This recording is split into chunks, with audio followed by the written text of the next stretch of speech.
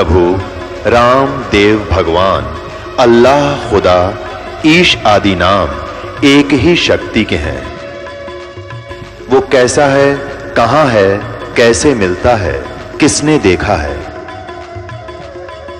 ये प्रश्नवाचक चिन्ह पूर्ण रूप से हटाने के लिए अवश्य सुनिए जगत गुरु तत्वदर्शी संत रामपाल जी महाराज के अमृत वचन, सर्व पवित्र धर्मों के पवित्र शास्त्रों के आधार पर। इस मनुष्य जीवन को सफल करने के लिए ध्यान इधर भी दो, समय लगाओ और 2 पैसे भी लगाओ। धर्म की बिना बात बढ़िया नहीं करती। धर्म का नाश नहीं होता चाहे तीनों लोकों का नाश हो जाए। तो हमने 2 पैसे भी लगाने पड़ेंगे, समय भी निकालना पड़ेगा इस अनमोल काम को करने के लिए। और हमारे जो गृहस्थी काम भी इस भगवान से ठीक चलेंगे, क्योंकि हम पहले भी जब दुखी हो जाते थे भगवान ने खोजा करते, और भगवान ही आपके साथ ही रहेगा तो उस रोजी रोटी में कोई संकट नहीं आओगा आपने, वो तो फ्री में देगा आपको। तो इसलिए थोड़ा ध्यान दो इधर। बहुत जन्म खो दिया अपन ने अनजानपने में, तो अब थोड़ा समय लगाओ, समय दो दास को, और अधिक समय लगाया करो ज्ञान सुनने में और सुनाने में। और भक्तों को भी सुनाओ, भाई बहनों को जो आपके संपर्क में हो, प्यार से। वो नाराज होते दिखें जब चुप हो जा, फिर किसी दिन जाकर स्टार्ट कर दे। ये तो सहज सहज प्रवेश कराना पड़ेगा सबके हृदय में, और होगा एक दिन। और शुरू में दास ये, क्योंकि शुरू से दास ने यही फैक्टर अपनाया, सदग्रंथ रूबरू करूं, पढ़ पढ़ सुनाऊं। तो कई जो भोले आत्मा थी वो कहा करते हमारे भक्तों को, वो तुम्हारे गुरुजी कैसे टीचर हैं, पढ़ पढ़ सुना रहे हैं, तो मैं सुना दूं। तो बच्चे मुझे बताते, मैं बेटा तुम शांति रखो थोड़े दिन, जब तक हम इनको पढ़ कर नहीं सुनाएंगे तो कैसे डिफरेंस बताएंगे, भिन्नता कैसे बताएंगे हम। और आज देख लो, ये पढ़ पढ़ सुना के आपको विद्वान बना दिया, और आप भाग भाग करा रहे हो छोड़कर नकलियों को। अब ये सदग्रंथ की मुझे जरूरत नहीं थी, इन सदग्रंथों को पढ़ने की, क्योंकि दास के पास वो कंप्लीट स्पिरिचुअल नॉलेज है जो गॉड गिवन है, जिसको सूक्ष्म वेद तत्व ज्ञान कहते हैं, जिसको ना वेद जानते, ना गीता जानती, और ना ब्रह्मा विष्णु महेश जानते, ना जो ब्रह्म जानता। वो ज्ञान दास के पास उपलब्ध था, और दास की बुद्धि खोल दी भगवान कबीर साहब ने, और उसको समझ लिया गया राइट। लेकिन उस ज्ञान को आज तक किसी ने माना ही नहीं, क्यों? तो एक जुलाहे का लिखा हुआ है, कौन मानेगा? तो दास के ऊपर दया करी दाता ने सदग्रंथों में खजाना बता दिया, बेटा उसमें भी है। तो जब दास ने देखा तो तब आपके रूबरू करने लगा। इन सदग्रंथों की मुझे जरूरत नहीं थी, क्योंकि ब्रह्म पहले तो गांव गांव में नगर नगर में दास ने ये प्रचार किया, फिर ये आना था इंटरनेशनल स्तर पर आना था, और इंटरनेशनल स्तर पर ये कह देना बगैर किसी प्रमाण के, 3 देव की जो करते भक्ति उनकी को देना हो वह मुक्ति।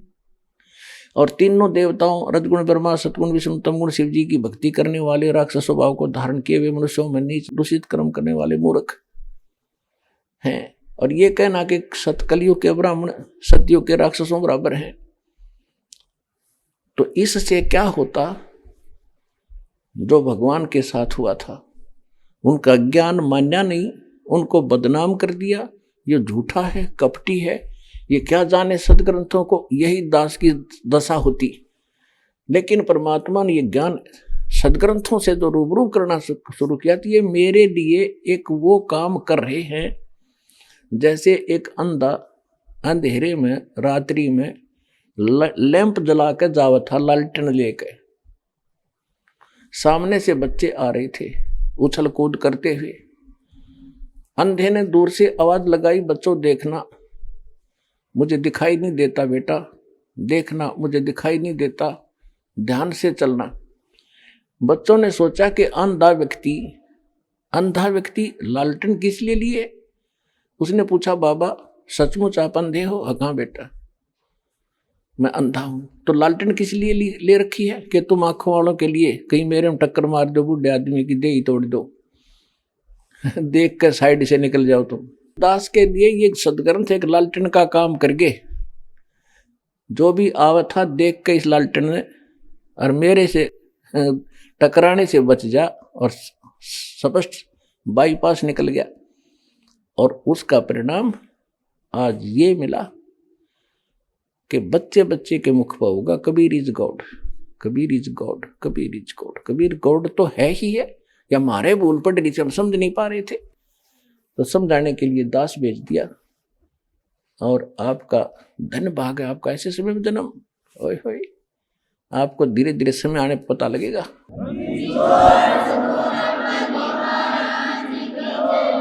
अब प्रसंग चल रहा है।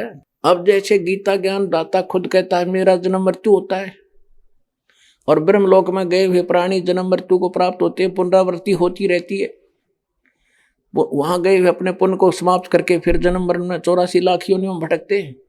गीता अध्याय नंबर 15 के श्लोक नंबर 1 से 4 में कहा है कि उल्टा लटका हुआ संसार रूपी वृक्ष है, और जो संत इसके सभी विभागों से परिचित है, नारे नारे भाग बता देगा, वो तत्वदर्शी संत है। ये देखिएगा एक बार, ये उल्टा लटका हुआ संसार रूपी वृक्ष देख लें। ये है गीता अध्याय नंबर 15 के श्लोक 1 से 4 16-17 का सारांश। ऊर्ध्व मूलम अधः शाखम, ऊपर को मूल वाला ऊर्ध्व मूलम, और नीचे को शाखा वाला ये उल्टा लटका हुआ संसार रूपी वृक्ष है। ऊर्ध्व मूलम देखिएगा, ऊर्ध्व मूलम गीता अध्याय नंबर 15 का 15वां अध्याय, 15वां अध्याय प्रथम मंत्र। ऊर्ध्व मूलम अधः शाकम अश्वत्थम प्राहु अव्यम छंदासी यस्य प्रणानी ये तम वेद स वेदवित्। इनका अनुवाद पढ़िए। आदि पुरुष परमेश्वर रूप मूल वाले, यानी आदि पुरुष परमेश्वर पूर्ण परमात्मा तो समझो इसकी जड़ है। आदि मूल रूप परमेश्वर रूप मूल वाले आदि पूर्ण परमात्मा तो समझो परम अक्षर ब्रह्म है। ये परम अक्षर ब्रह्म है। ये बताते आदि पुरुष परमेश्वर रूपी मूल वाले अधः शाखम, यहां गलत कर दिया इन्होंने। अधः माने इन्होंने कर दिया ब्रह्मा मुख्य, ब्रह्मा रूप मुख्य शाखा वाले नहीं। अब देखो इसमें दूसरे मंत्र में अधः 2 बार है। अधः अधः अधः च ऊर्ध्वम, ऊर्ध्व माने ऊपर, अधः माने नीचे। यहां देखना इन्होंने इन्हीं का अनुवाद है। अधः माने नीचे, अधः माने नीचे। तो यहाँ जहां ये इनकी बुद्धि स्लप करगी अज्ञानियों की, अड़ंगा कर दिया, ब्रह्मा को मुख्य रूप बना दिया। मुख्य ऊर्ध्व मूलम अधः शाखम, ऊपर को जड़ नीचे को शाखा वाला। इसका सीधा सा अर्थ बनता है ये संसार रूपी पीपल के वृक्ष को अविनाशी कहते हैं, वेद जिसके पत्ते कहे गए हैं। अब वेद जिसके पत्ते कहे गए हैं, और उस संसार रूप वृक्ष को जो पुरुष जो व्यक्ति मूल सहित यानी जड़ से लेकर पत्तों तक तत्व से जानता है, सह वेदवित, वह वेद के तात्पर्य को जानने वाला है, अर्थात वो तत्वदर्शी संत है। अब ये देखिएगा, अब क्या इससे सिद्ध हुआ कि जो ऊपर को जड़ और नीचे को तीनों शाखा वाला पीपल का संसार रूपी पीपल के वृक्ष को सभी विभागों सहित जानता है। छंदासी, छंद माने टुकड़े, उसके सारे विभागों को जानता है। स वेदवित, परमात्मा 600 वर्ष पहले आए थे, तत्व ज्ञान वो स्वयं बताया करते हैं। सच्चिदानंद धर्म ब्रह्म की वाणी कहलाती है वो, उसको सूक्ष्म वेद और तत्व ज्ञान भी कहा जाता है। उसमें परमात्मा ने 600 वर्ष पहले अपनी वाणी में कहा है, अक्षर पुरुष एक पेड़ है, निरंजन वाकी डारे, तीनों देवा शाखा है, भाई पात रूप संसार। ओए होए, ये भगवान, इन बातों तो भगवान पहचान लो उनको, उसको जिनको हमारे विद्वान पुरुष महर्षि मंडलेश्वर नहीं समझ सके इस गीता के आशय को। और परमात्मा ने 600 वर्ष पहले अपने तत्व ज्ञान में लिख रखा है कि अक्षर पुरुष एक पेड़ है। जमीन से जो बाहर दिखाई देता है उसको पेड़ कहते हैं, तुरंत जो बाहर का हिस्सा है उसको अक्षर पुरुष कहा है परमात्मा ने। और उससे फिर एक डार निकलती हो, उसको सरपुरुष ज्योति निरंजन कहा है। गीता अध्याय नंबर 15 के श्लोक नंबर 16 और 17 में 3 पुरुष है, सरपुरुष, अक्षर पुरुष और उत्तम पुरुष तु अन्य। परमात्मा इति उद्धारत ये लोक तरम आविश्य विभर्ति अवेश्वर है। जो सबका धारण पोषण करता है वो श्रेष्ठ भगवान, वास्तव में अविनाशी परमात्मा, जिसको परमात्मा कहा जा सकता है, वो तो एक सरपुरुष अक्षर पुरुष से अन्य है और वही तीनों लोकों में प्रवेश करके सबका धारण पोषण करता है। तो संसार रूप यानी वृक्ष की जड़ का धारण पोषण मूल से होता है और मूल कौन है? वो परम अक्षर ब्रह्म है। तो परमात्मा ने स्वयं बताया था अक्षर पुरुष एक पेड़ है और सरपुरुष वाकी डार, ज्योति निरंजन को सरपुरुष को, और तीनों देवा शाखा हैं, रजगुण ब्रह्मा, सतगुण विष्णु, तमगुण शिव जी और पात रूप संसार। अब मूल रह गया, उन्होंने मूल का जिक्र नहीं किया इसमें। मूल को बताने के लिए दास भेजा। यदि कोई यहां आकर अननोन स्थान पर कोई जाकर खड़ा हो जा और कहे कौन है तू, वो कहे मैं डीसी हूं, चल अपना काम करे, होगा डीसी। और उसके साथ कोई उसका गनमैन हो या कोई और अधिकारी हो, वो जाके कभी हटियो डीसी साहब आ गए, अच्छा डीसी साहब आ गए, तो सारे एक तरफ हो जा। तो ऐसे स्वयं परमात्मा ये कस थोड़ी सी छोड़ गए, सारे नौकर हो तो ये दास भेज दिया उनका नौकर, हट जाओ भाई, ये परमात्मा है और ये है वो परमात्मा। अरे सब न मानने पड़ेंगे क्योंकि ये परमात्मा ही है।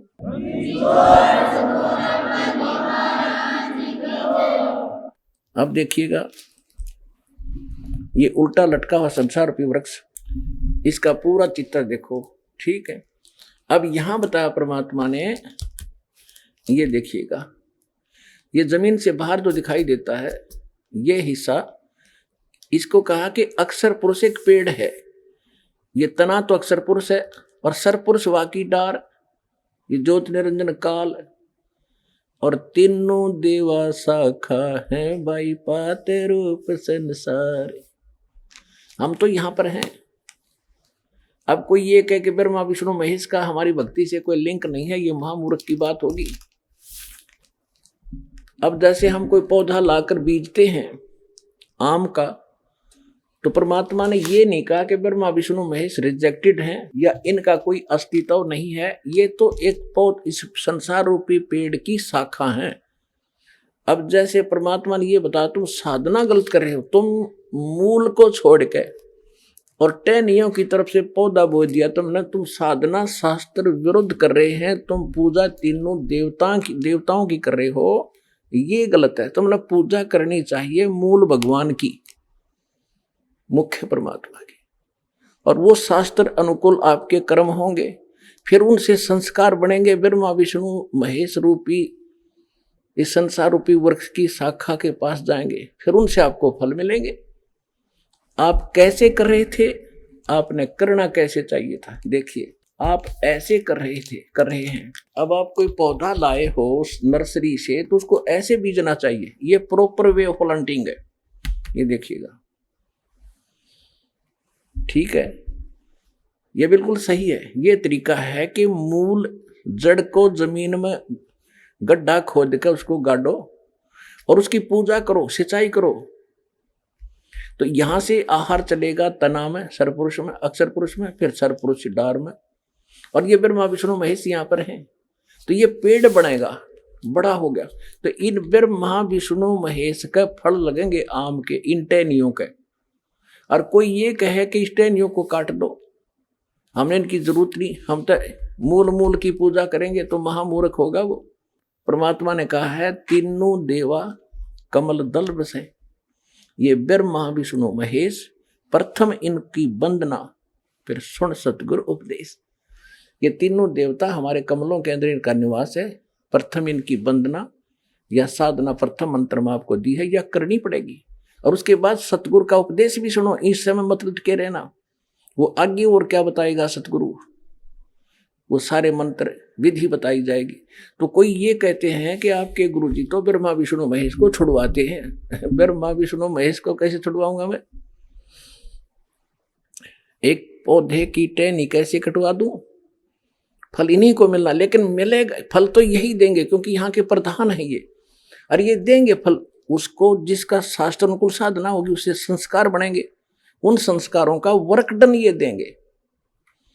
आप क्या कर रहे हो, परमात्मा ने बताया आप ऐसे कर रहे हो धर्मदास, आपने मूलतः ऊपर छोड़ दी खाली जिसकी पूजा करनी चाहिए थी, और तुमने पूजा शुरू कर दी, ये टहनी गाड़ दी नीचे, ब्रह्मा विष्णु महेश को आपने गड्ढे में गाड़ रखा है और इसकी से पूजा कर रहे हो। ये सारा भक्ति रूपी पौधा थारा विनाश हो गया, भक्ति रूपी पौधे का नाश कर दिया आपने। अब परमात्मा कहते हैं ऐसे शास्त्र अनुकूल साधना कीजिए। कबीर साहब कहते एक कैसा दे सब सदे और सब साध्य सब जावे, माली सींचे मूल को फले फूले गोय। अब ये एक के साध्य सारे सदेंगे और सब साध्य हैं, ये देखो सब साध्य सब जावे, कति नाश कर दिया। और माली यानी बुद्धिमान व्यक्ति जो इस प्रोसेस इसके प्रोसीजर से परिचित है वो तो मूल न सींचेगा, इसकी पूजा करेगा और फिर ये फल फूल अघाय यानी खूब लदपद हो जाएंगे फल इसके। तो ये है अध्यात्म ज्ञान, ये है परमात्म ज्ञान जो दास आपको बता रहा है। अब यहाँ गीता अध्याय नंबर 15 के श्लोक 1 से 4 का सारांश है, देखिएगा। अब गीता पुण्यात्मा आपके ईब समझ में आएगी गीता जी का सारांश क्या है। तू अदर है, आत्मा अमर है, तू क्या लेकर आया था, अर्जुन क्यों चिंता करता है, 4 लाइन लिख देते तो गीता जी का सार खाक सार था। ये सार तो ये है जो दास आपको बताने जा रहा है। अब गीता अध्याय नंबर 1 से 4 में आपको पढ़कर सुनाते हैं, क्योंकि इस पवित्र ग्रंथ का आप बहुत आदर भी करते रहे हो, इसका अध्ययन भी किया है। ये बता क्या रहा था, हम कर क्या रहे थे, वह भूल मिटेगी तब या 84 लाख की या हमारी बीमारी कटेगी। देखिएगा, ये तो हमने पढ़ लिया 15वें अध्याय का प्रथम मंत्र, आदि पुरुष परमेश्वर मूल वाले और नीचे को शाखा वाले, ऊपर ऊर्ध्व मूलम अधः शाखम। ऊर्ध्व बालक भी पढ़ देगा विष्णु अच्छी तरह, ये नडंगा कर रखे है, ये सही लिखा है। ऊपर तो आदि पुरुष परमेश्वर इन पूर्ण परमात्मा रूपी तो जड़ है, नीचे को शाखा है, तीनों गुण रूपी शाखा। यहाँ स्पष्ट होगा तीनों गुण, ये तीनों गुण रूपी शाखा है ये। और संसार रूपी वृक्ष अविनाशी कहते हैं छंदासी यस्य प्रणानी, जो इसके पत्ते आदि छंद हैं विभाग हैं, ये तम वेद जो उसको जानता है अज्ञान रूप अंधकार में छुपे हुए को है वेदविद, वो तत्वदर्शी संत, इसका ये अर्थ है। अब दूसरे मंत्र में क्या कहा है देखिएगा, दूसरे 15वें अध्याय का, और ये दूसरा मंत्र है। इसमें क्या कि उस संसार रूपी वृक्ष की तीनों गुण रूप, यह अनुवाद गलत किया ना,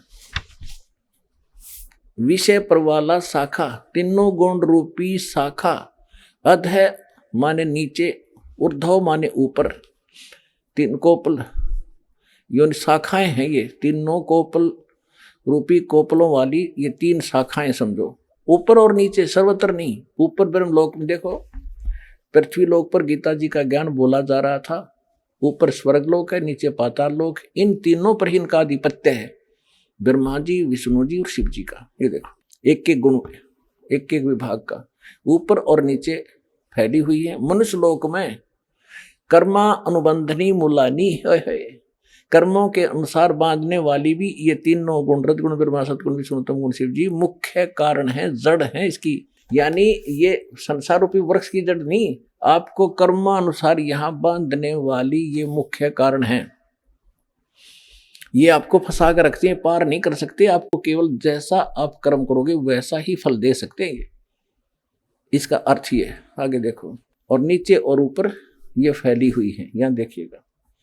तीसरे में क्या कहा कि संसार रूप वृक्ष का, संसार वृक्ष का स्वरूप जैसा कहा है वैसा यहां विचार काल में नहीं पाया जाता, क्योंकि न इसका आदि है और न इसका अंत है, और न इसका अच्छी प्रकार की इसकी स्थिति है।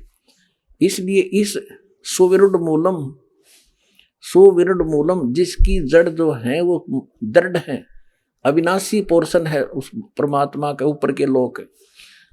तो अश्वत्थम संसार रूपी वृक्ष को, पीपल के वृक्ष को, दृढ़ेन वन दृढ़, असंग शस्त्रेन छितवा, इनके लिख दिया कि वैराग रूप शस्त्र द्वारा काट कर नहीं, तत्व ज्ञान रूपी शस्त्र द्वारा काट कर उसको अच्छी तरह समझ। अब हम यहां आएंगे पहले।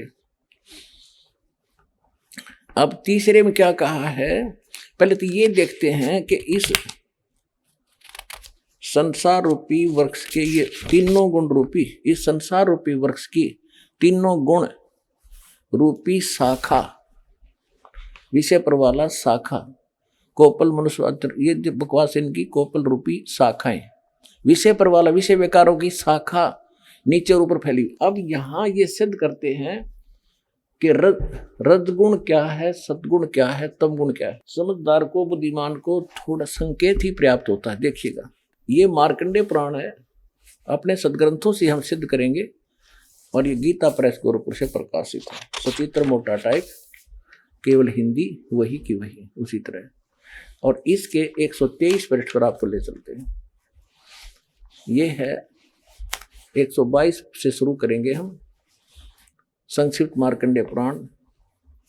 यहाँ मार्कंडेय जी अपना ज्ञान बताते जा रहे हैं। मार्कंडेय जी बोले, मुने, अब हम 123 पे पढ़ रहे हैं, 123 पे। अब यहाँ विष्णु जी ये क्या कह रहे हैं, मार्कंडेय जी बोले, मुने, रजगुण प्रधान ब्रह्मा, तमोगुण प्रधान रुद्र और सत्व प्रधान विश्वपालक विष्णु, यही तीन देवता हैं और यही तीन गुण हैं। परमेश्वर ने 600 वर्ष पहले कहा था, गुण तीनों की भक्ति में ये भूल पड़ो संसारे, कह कबीर निज नाम बिना कैसे उतरो पार। तीन देव की जो करते भक्ति, उनकी को देना हो वह मुक्ति।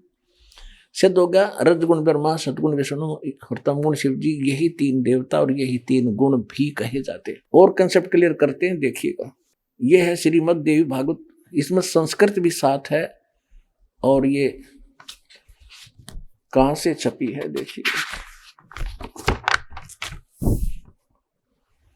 ये है अथ देवी भागवतम सभाष्टीकम स मात्यम खेम राशि कृष्ण दास प्रकाशन मुंबई 4। इसके हम आपको तीसरे स्कंद में ले चलते हैं। ये देखिएगा, श्रीमद् देवी भागवते भाषा टीका युक्ते तृतीय स्कंद है प्रारंभते। यहां देखना, इसके ये प्रश्न नंबर 11 पे तीसरे स्कंद में, और अध्याय नंबर 5 का हम श्लोक नंबर 8वां पढ़ेंगे, 7वां समाप्त होता है। हे माता, शंकर भगवान कह रहे, हे माता, यदि हमारे ऊपर सदा आप दयायुक्त हो तो हमको तमोगुण में किस प्रकार प्रदान किया, ब्रह्मा रजोगुण और हरि सत्गुण युक्त किए, क्यों किए। अब संस्कृत भी देखेंगे, ये संस्कृत है। ये 7वां श्लोक समाप्त हुआ, 8वां प्रारंभ हुआ। यदि दया धर्मना नसदाम्बिके कथम अहम विहित, मैं क्यों बना दिया, क्यों उत्पन्न कर दिया तमोगुण, और कमल जय, कमल से उत्पन्न होने वाले ब्रह्मा जी को रजोगुण संभाव, रजोगुण क्यों उत्पन्न कर दिया, और सुविहित किमु सतो गुणो हरि, विष्णु को आपने सतोगुण क्यों बना दिया। इति सिद्धम रजगुण ब्रह्मा सतगुण विष्णु तम गुण शिव जी। और इस गीता प्रेस गोरखपुर से प्रकाशित श्री देवी भागवत के तीसरे स्कंद से और क्लियर कर देते हैं। सचित्र मोटा टाइप, केवल हिंदी, और गीता इसके संपादक हनुमान प्रसाद पोदार, चिमनलाल गोस्वामी, और ये यहां से प्रकाशित है। इसके तीसरे स्कंद पर आपको थोड़ा सा पढ़ाते हैं। 123 पृष्ठ पे तीसरा स्कंद। विष्णु जी कह रहे हैं, तुम शुद्ध स्वरूपा हो, ये सारा संसार तुम इसे उद्भासित हो रहा है अपनी माता दुर्गा के बारे में। मैं ब्रह्मा और शंकर हम सभी तुम्हारी कृपा से विद्यमान हैं। विष्णु जी कह रहे हमारा आविर्भाव माने जन्म, तिरोभाव माने मृत्यु हुआ करता है। केवल तुम ही नित्य हो, जगत जननी हो, प्रकृति और सनातनी देवी हो। शंकर भगवान बोले ये थी देवी ये थी महाभाग विष्णु तुमसे उत्पन्न हुए हैं, प्रकट हुए हैं, तो उनके बाद उत्पन्न होने वाले ब्रह्मा भी तुम्हारे पालक हुए। फिर मैं तमोगुण लीला करने वाला तमोगुणी लीला करने वाला शंकर क्या तुम्हारी संतान नहीं हुआ? अर्थात मुझे भी उत्पन्न करने वाली तुम ही हो शिवे। सब संपूर्ण संसार की सृष्टि करने में तुम बड़ी चतुर हो। इस संसार की सृष्टि स्थिति और संहार में तुम्हारे गुण सदा समर्थ हैं। उन्हीं तीनों गुणों से उत्पन्न हम ब्रह्मा विष्णु एवं शंकर, रजगुण ब्रह्मा, सदगुण विष्णु, तमगुण शिव जी नियमानुसार कार्य में तत्पर रहते। देवी भागवत के इस चंद पंक्तियों ने 4 कंसेप्ट क्लियर कर दिए। ब्रह्मा विष्णु महेश नासवान है, प्रकृति दुर्गा को कहते हैं, और ये तीनों इसके पुत्र हैं। रजगुण ब्रह्मा, सदगुण विष्णु, तमगुण शिव जी हैं। और ये भी स्पष्ट कर दिया कि हम केवल जो हमें आदेश होता है नियमित ही काम कर सकते हैं, हम किसी का संस्कार घटा बढ़ा नहीं सकते। और ये शुद्ध हो गया रजगुण ब्रह्मा है, सदगुण विष्णु, तमगुण शिव जी। अब हम आते हैं कहाँ? इसी श्रीमद् भगवत गीता के अध्याय नंबर 15 के श्लोक नंबर 2 पर। इसमें लिखा है कि ये तीनों गुण रूपी संसार रूपी वृक्ष की शाखा, तीनों गुण है यानी रजगुण ब्रह्मा, सदगुण विष्णु, तमगुण शिव जी। अरे परमात्मा ने 600 वर्ष बता रखा पहले। अक्षर पुरुष एक पेड़ है, सरपुरुष वाक की डार, और ये तीनों देवा शाखा है पात्ररूप संसार। और ये गीता समर्थन कर रही है कोड वर्ड में। कोड वर्ड सतगुरु ही बता सकते हैं, किसी जीव के सत्र का काम नहीं। तो ये दास परमात्मा ने सतगुरु बना कर भेज रखे हैं, या परमात्मा ने बताया था। अब ये देखिएगा, अब हम आगे श्रीमद् भगवत गीता, ये वही गीता प्रेस गोरखपुर से प्रकाशित अध्याय नंबर 15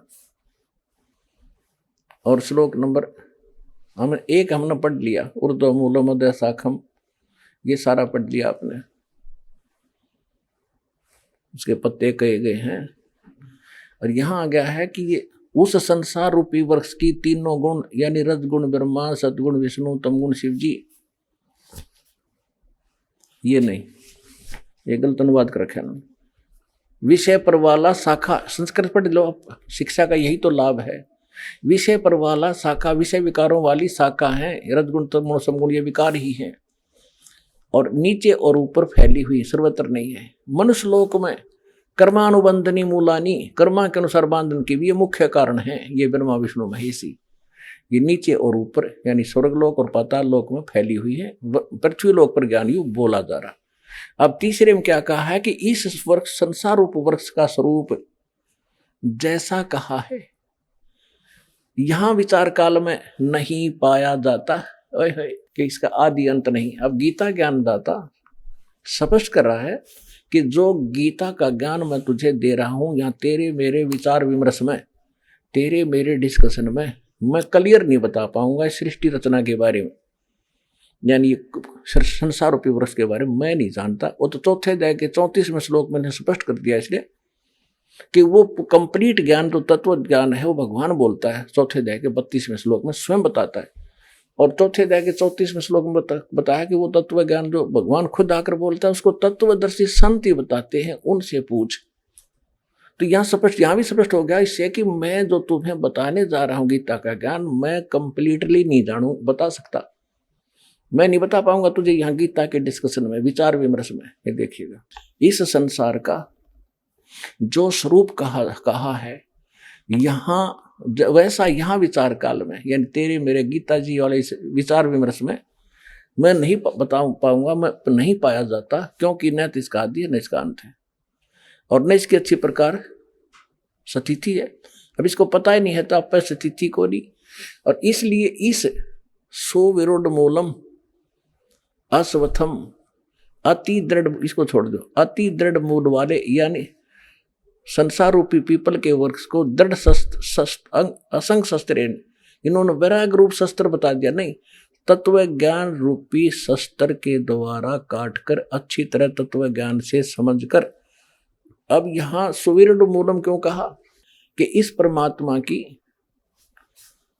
जो ऊपर का पोर्शन है, सतलोक, अलखलोक, अगमलोक, अकय लोक, अनामी लोक जिसे कहते हैं, जहां वो परमात्मा का जो स्थान है, जो मूल मालिक जहां रहता है, वो जड़ है सारे संसार की, जहां से सबकी उत्पत्ति हुई है, वो अविनाशी है। इसलिए कहा कि सुविरोड मूलम, उस अविनाशी स्थान वाले भगवान की जानकारी दृढ़, दृढ़ माने अटल, जिसमें कोई मीन मेख ना, उस ज्ञान में, तत्व ज्ञान में दृढ़।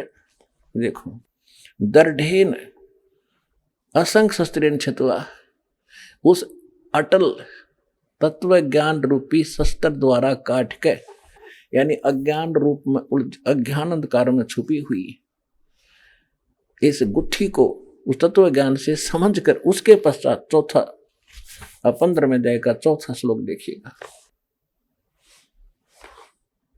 अब ये चौथा श्लोक है।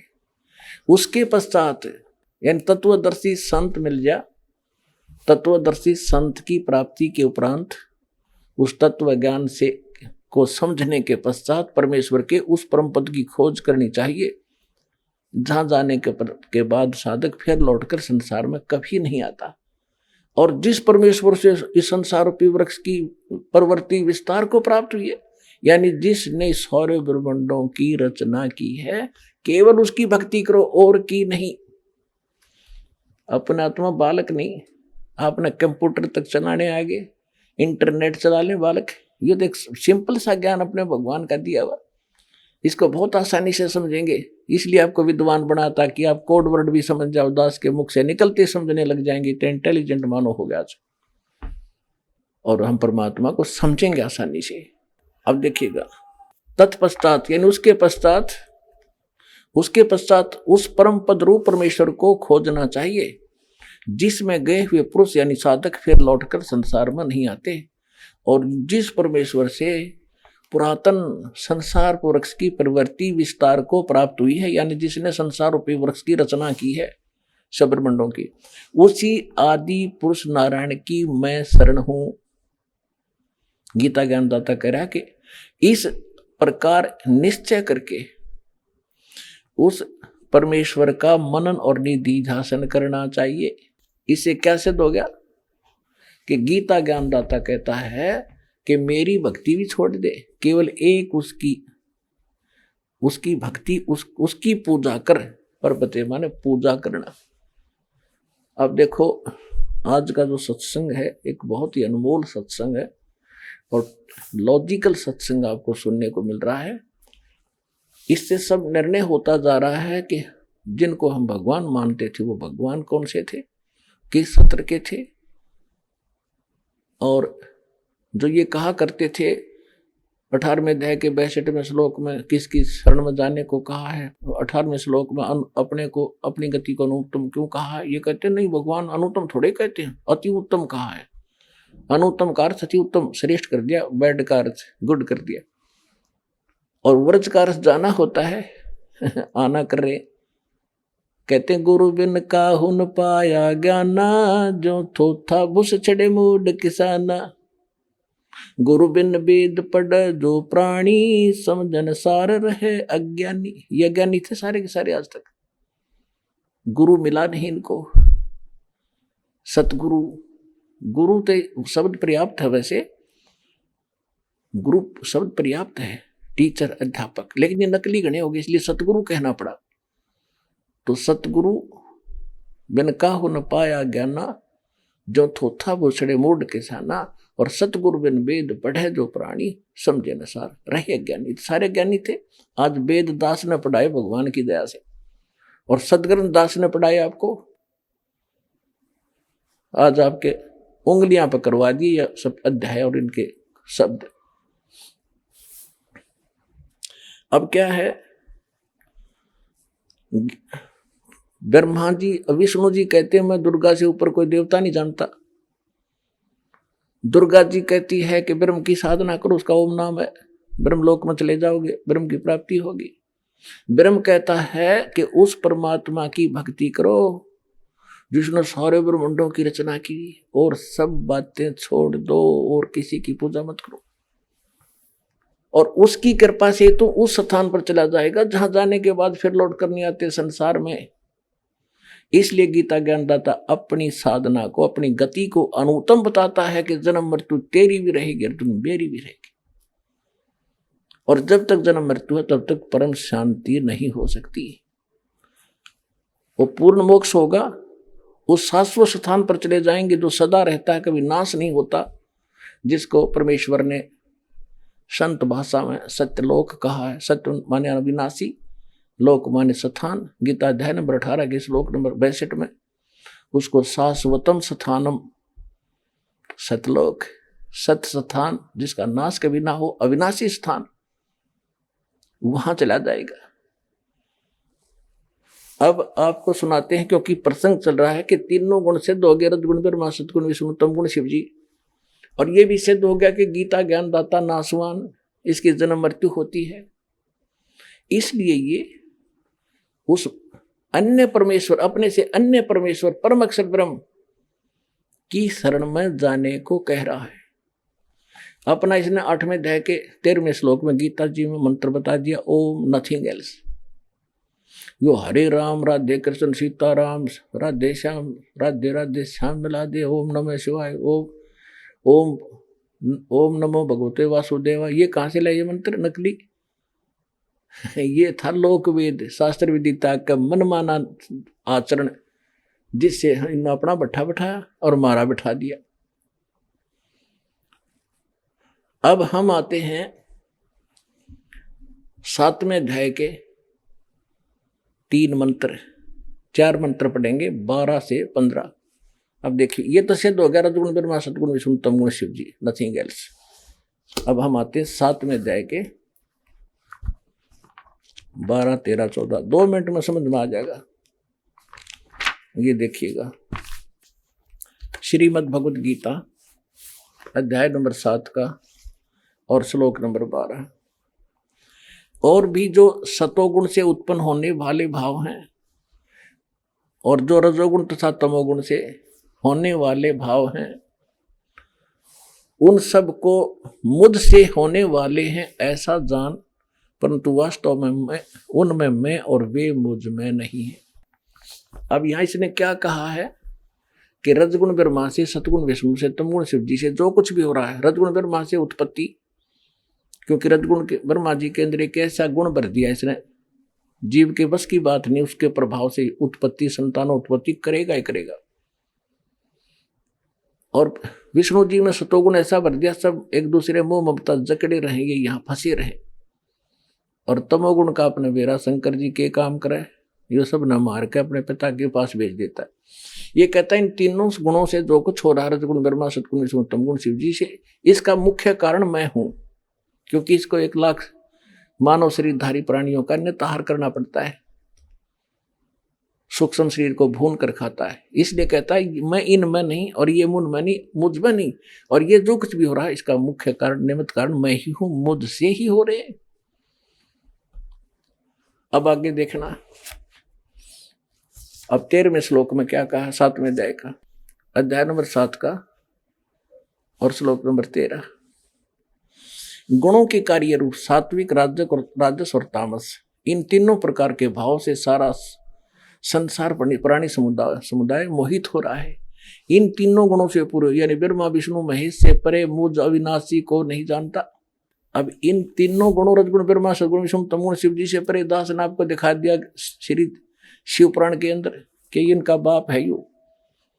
ये खुद कहता है ब्रह्मा विष्णु पुत्रो, तुमने 2 विभाग मेरे से प्राप्त किए हैं, इसी प्रकार रुद्र और महेश्वर ने प्राप्त किए, महेश्वर ने।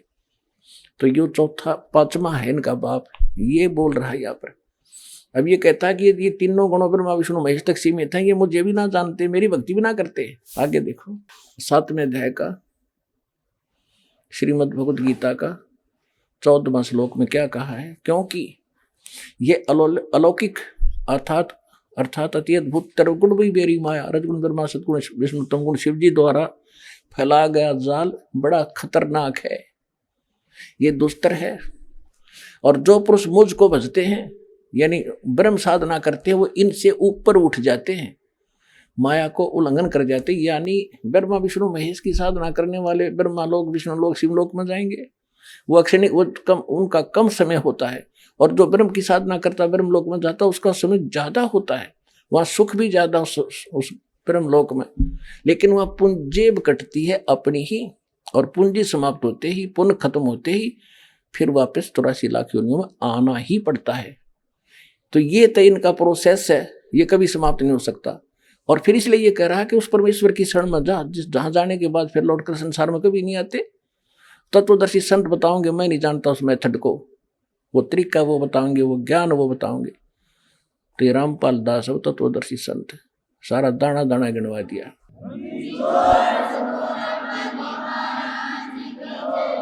अब ये कह रहा है कि जो इनको छोड़कर, ब्रह्मा विष्णु महेश को छोड़कर मेरी साधना करते हैं, ईर्ष माया ब्रह्मा विष्णु महेश से ऊपर उठ जाते हैं। जैसे मार्कंडेय ऋषि बंगाल की खाड़ी में तपस्या कर रहा था, ओम नाम का जाप जपया था। जब इंद्र उसके पास गया तो उसने यही कहा था कि इंद्र, ये इंद्र की पदवी छोड़ दे और अब मैं बताऊंगा साधना, ब्रह्मलोक की साधना कर ले। तो कहते एक आधा व्यक्ति मेरी साधना भी ना करते, अगर मेरी साधना करे तो इन ब्रह्मा विष्णु महेश वाले सुख से ज्यादा लाभ मिल जाए। लेकिन कहते हैं ब्रह्मलोक तक भी गए हुए प्राणी जन्म मृत्यु में रहेंगे, और मुझे प्राप्त होकर भी उस मेरे ओम नाम का जाप करके ब्रह्म प्राप्ति वाली गति भी अनुत्तम है, घटिया है। जन्म मृत्यु जा नहीं, तेरी मिटे ना मेरी मिटे, यहाँ 84 लाख योनियों में चक्कर ऐसे लगते रहेंगे। इसलिए कहता है तू सर्वभाव से उस परमेश्वर की शरण में जा। किसकी शरण में? गीता अध्याय नंबर 8 के श्लोक नंबर 1 में अर्जुन ने पूछा कि परमात्मा आपने 7वें अध्याय के 29वें श्लोक में जिस तत्परम के बारे में कहा, वो तत्परम कौन है? 8वें अध्याय के 3रे श्लोक में गीता जी में कहा कि वो परम अक्षर ब्रह्म है। गीता अध्याय नंबर 15 के श्लोक 16 और 17 में 3 पुरुष बताए, सरपुरुष और अक्षर पुरुष। ये तो सरपुरुष 21 ब्रह्मांड का स्वामी, अक्षर पुरुष 7 संग ब्रह्मांड का स्वामी है। ये दोनों नासवान है, इनके अंतर्गत प्राणी भी जन्म मृत्यु में सदा रहते हैं। 17वें श्लोक में 15वें अध्याय के कहा गीता जी में कि उत्तम पुरुषत्व अन्य परमात्मा इति उदाहरते है। ये लोक धर्म अविषयवर्ती अवैश्वर है, वो परम अक्षर ब्रह्म है, उसकी शरण में जा। अपना मंत्र 8वें अध्याय के 13वें श्लोक में बता दिया इसने, मेरा तो वो मंत्र है। 17वें अध्याय के 23वें श्लोक में बताया कि उस परम अक्षर ब्रह्म के पाने का 3 मंत्र का जाप है, ओम तत्सत। तत् और सत्य तत्वदर्शी संत बताओगा, ये तो सांकेतिक है। 8वें अध्याय के 5 और 7 श्लोक में गीता ज्ञानदाता अपनी भक्ति बताता है कि अर्जुन मेरी भक्ति कर, मुझे प्राप्त होगा, युद्ध भी कर और मेरा नाम भी जप। 8वें अध्याय के 8, 9, 10 मंत्र में बताया कि अर्जुन जो उस परमात्मा की भक्ति करते हैं, तत्ब्रह्म उस परम अक्षर ब्रह्म की भक्ति करते हैं, उस भक्ति की शक्ति से उस परमात्मा के पास चले जाते हैं। अब तू निर्णय कर ले किसकी भक्ति कर रही है। तूने मेरे साथ रहना है तो मेरी भक्ति कर, और उस परमात्मा की भक्ति करनी है तो तत्वदर्शी संत खोज ले। और पुण्यात्मा थारा तो भाग जा गया, खोजा खाजा पा गया, अपना कल्याण करवा लो।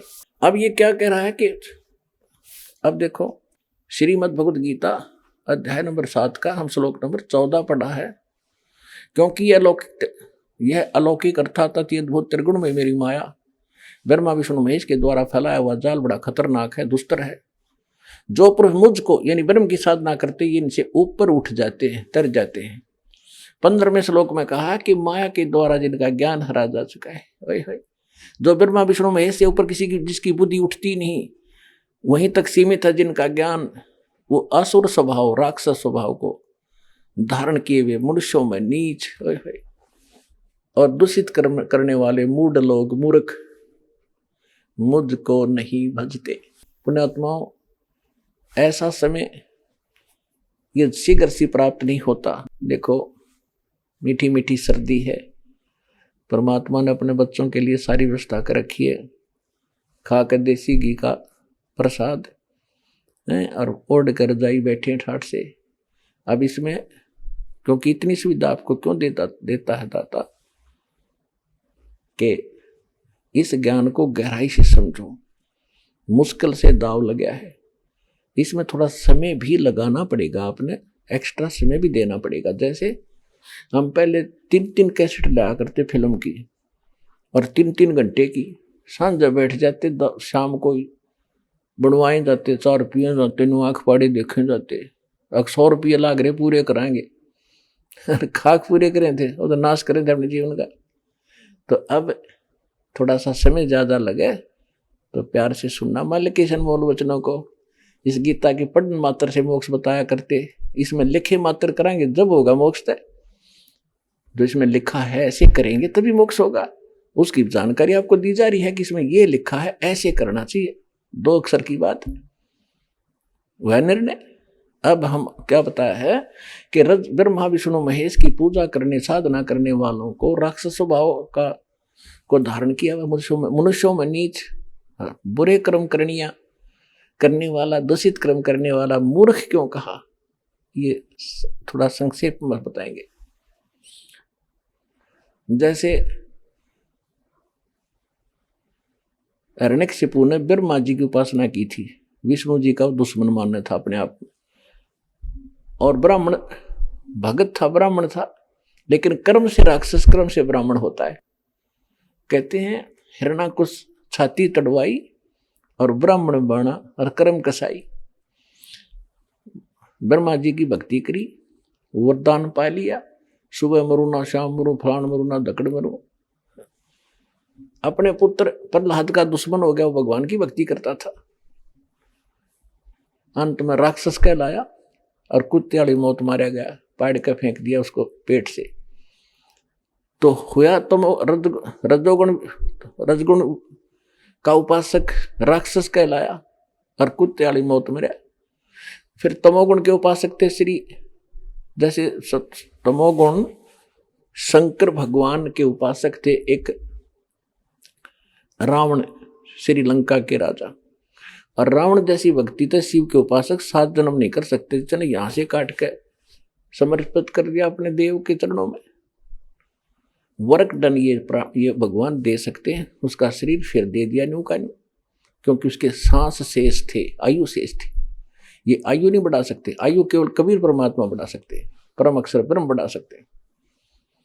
इससे खुश होकर शंकर भगवान ने उसको रिद्धि सिद्धि दे दी, फूल गया, राक्षस कहलाया और कुत्ते वाली मौत मारा गया। ये सर्वविदित है। कैसी बुद्धि भ्रष्ट हुई इसकी, पराई स्त्री को उठा लिया, शर्म नहीं आया सूरवीर होकर पराई स्त्री को उठावे, और फिर कैसे उसकी दुर्गति को प्राप्त हुआ। तो राक्षस था, 100 जोटियां का मांस खा जाया करता, 100 दारू के मटके, शराब के मटके पिया करता, खाकता फिर वो। तो कहते हैं तीनों गुणों की जो पूजा करते हैं उनकी बुद्धि ठिकाना आ ही नहीं सकती, वो राक्षस स्वभाव को धारण किए मनुष्यों में नीच दूषित कर्म करने वाले मूर्ख है। अब तीसरा बताते, अच्छा फिर एक भस्मागिरी नाम के एक तपस्वी थे, भगवान शंकर के उपासक। ये गिरी, पुरी, नागा, नाथ, कनपाड़े, ये सारे जो है शंकर जी के उपासक होते हैं। एक भस्मागिरी नाम का तपस्वी और भगवान शंकर के महल के सामने कैलाश पर्वत पे ऊपर न पैर नीचे न सिर करके भक्ति करने लग गया। 12 वर्ष तक खड़ा रहा। एक दिन पार्वती जी ने कहा कि आप तो भगवान हो, देवताओं के देव हो, महादेव हो, सक्षम हो, समर्थ हो, आपका बच्चा क्या मांगता है पुजारी, दे दो इसको, उठाओ यहां से।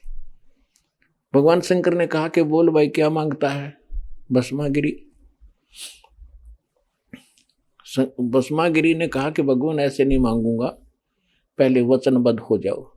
आइए अब हम उन श्रद्धालुओं के अनुभव जानते हैं जो जगत गुरु तत्वदर्शी संत रामपाल जी महाराज जी से दीक्षा प्राप्त कर चुके हैं तथा उनके द्वारा बताए गए भक्ति मार्ग पर चल रहे हैं। नमस्कार सर। नमस्कार सर। सर क्या नाम है आपका? मेरा नाम विमल पटेल है सर। विमल जी आप कहाँ से हैं? मैं छत्तीसगढ़ राजनांदगांव जिला से हूँ सर। विमल जी संत रामपाल जी महाराज से नाम दीक्षा आपने कब ली? सर जी मैं संत रामपाल जी महाराज से सन 2017 8वां महीना 2 तारीख को नामदान लिया सर। संत रामपाल जी महाराज से नाम दीक्षा लेने से पहले आप क्या भक्ति साधनाएं करते थे? जी सर जी हम लोग दामाखेड़ा से कबीरपंथी था सर जी। दामाखेड़ा में हमारा दादा परदादा से मतलब जुड़ा हुआ था, बस वही भक्ति कर रहा था सर जी। सर जैसा कि आपने बताया कि आपके दादा परदादा और आप भी दामाखेड़ा पंथ से जुड़े हुए थे, तो जब आप दामाखेड़ा पंथ से जुड़े हुए थे, वहाँ आपने गुरु बना रखा था, तो फिर संत रामपाल जी महाराज की शरण में आने का क्या कारण बना? सर जी, संत रामपाल जी महाराज के शरण में इसके लिए आना पड़ा कि हम लोग बहुत मतलब जादू टोना से इतना परेशान था, बहुत ज़्यादा। क्योंकि सर जी मैं अपना परिवार का बताना चाहता हूँ कि मेरी परिवार टोटल मतलब 37 परिवार है, जिसमें हम लोग पूरा एक में है। अभी तो मालिक के दया से संत रामपाल जी महाराज में सभी जुड़ गया है और सबको सतनाम प्राप्त है, एक को सार नाम प्राप्त है मालिक के दया से। तो उससे पहला सभी लोग इतना परेशान था कि जादू टोना के वजह से बस किसी को देखो टाइफाइड मलेरिया बस यही होता था, और किसी की पैर में दर्द आ, किसी के सर में दर्द आ, बस इतना बहुत ज़्यादा परेशान था। हम लोग दामाखेड़ा में जुड़ा तो था, कबीरपंथी चल तो रहा था, लेकिन जब सर जी हम लोग बस हमारा ऐसा था कि कोई मर गया तो चौका करवा लिया, या शादी बरब्याह हुआ तो चौका करा लिया, बस सर इससे ज़्यादा और कुछ नहीं था। सर फिर आप संत रामपाल जी महाराज की शरण में कैसे आए?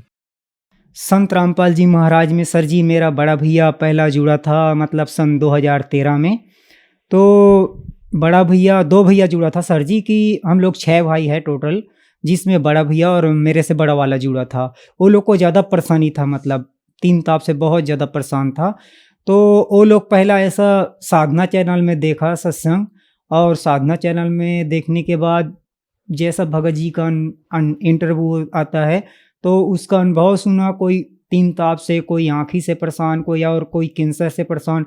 तो सभी लोग संत रामपाल जी महाराज में जुड़ा था, तो सभी भगत का अनुभव सुन के बहुत अच्छा लगा। और मतलब हम लोग शुरू से कबीरपंथी था, तो बहुत अच्छा लगा कि हम लोग तो दामाखेड़ा से कबीरपंथी, और ये संत रामपाल जी महाराज ही पूर्ण परमात्मा कबीर साहब को बतला रहा है। क्योंकि सर जी हम तो जुड़ा था संत रामपाल मतलब दामाखेड़ा से, लेकिन वो सीना ठोक के ये नहीं बतलाया कि पूर्ण परमात्मा कबीर साहब है करके।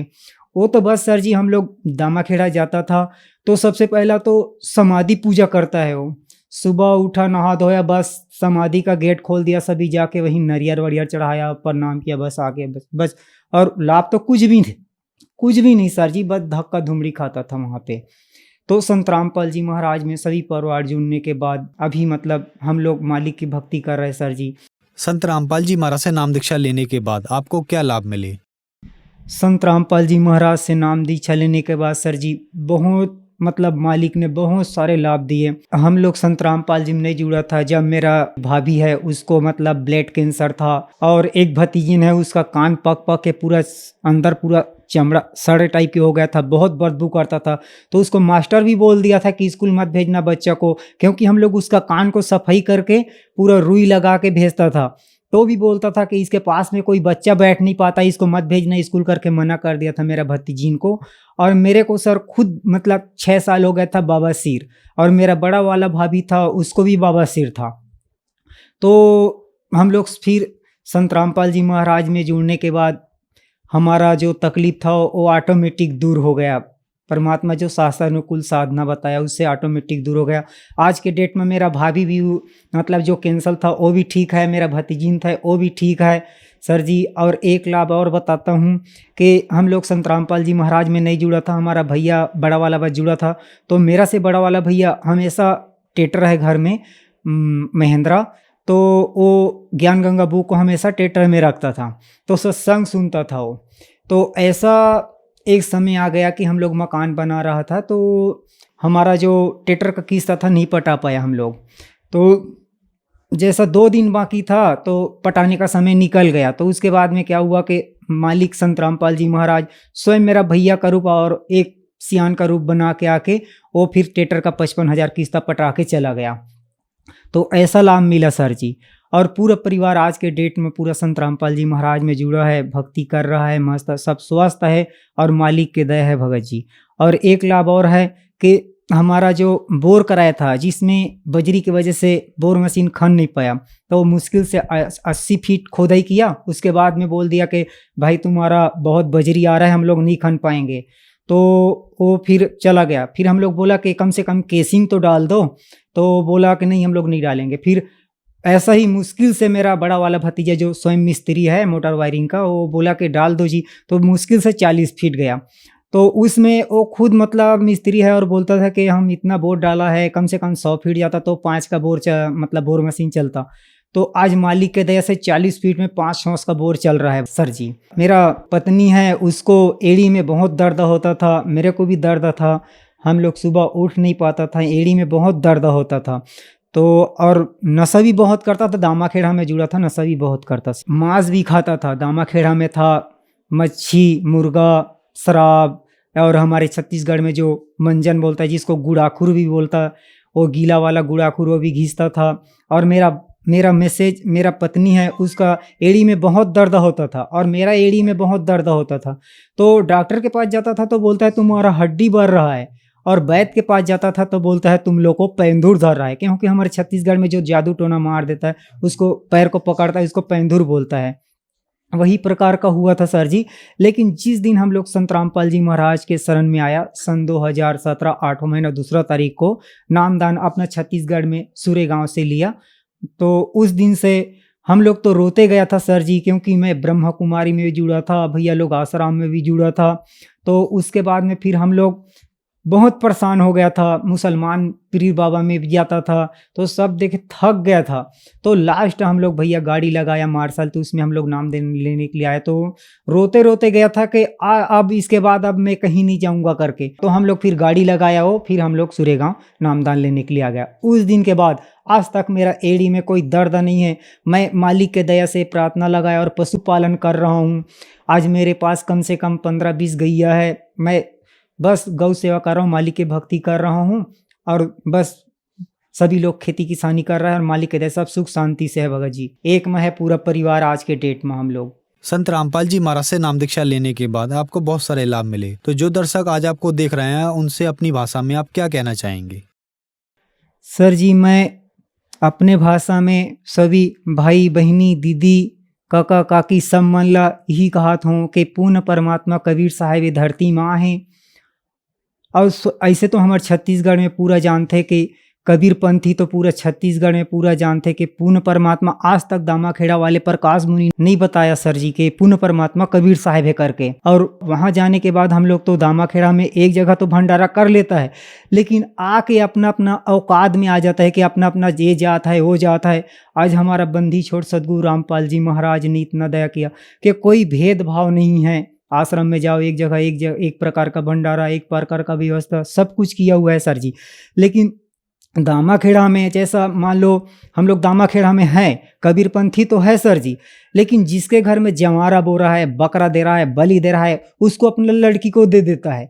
और वो लड़की का इतना परेशान करता है वो लोग कि अब कबीरपंथी घर से तो गया है कि बोलेगा कि लड़की के मैं मुर्गा नहीं बनाऊंगा, मैं मच्छी नहीं बनाऊंगा, लेकिन मजबूरन में वो बेटी को बनाना ही पड़ता है कि बोलता है तुम नहीं खाओगे तो मत खाओ, लेकिन हमारे लिए बनाओ। तो ऐसा मजबूरी कर देता है लोग को। तो आज हमारा संत रामपाल जी महाराज में जुड़ने के बाद मेरा खुद का 2 भतीजिन का शादी हुआ है, दहेज मुक्त, 1 रुपये का दहेज दिया नहीं है, आज वो सुखी जीवन जी रहा है। तो मैं सभी को छत्तीसगढ़ वासी को यही कहूँगा कि आप लोग चैनल पे सत्संग आता है संत रामपाल जी महाराज का, आप खुद देखो और समझो कि आज के दुनिया में पढ़े लिखे सब है। संत रामपाल जी महाराज से नाम दीक्षा कैसे ले सकते हैं? सर जी, संत रामपाल जी महाराज से चैनल में सत्संग आता है, उसके नीचे जो पीली पट्टी चलती है उसमें आश्रम का फोन नंबर लिखा रहता है। नंबर लगाकर फोन करके कांटेक्ट करो, आपको वहां से पूरा मालूम चल जाएगा कि नामदान केंद्र कहाँ कहाँ पर है। नामदान वहां जाके ले सकता है सर जी। धन्यवाद सर। सही।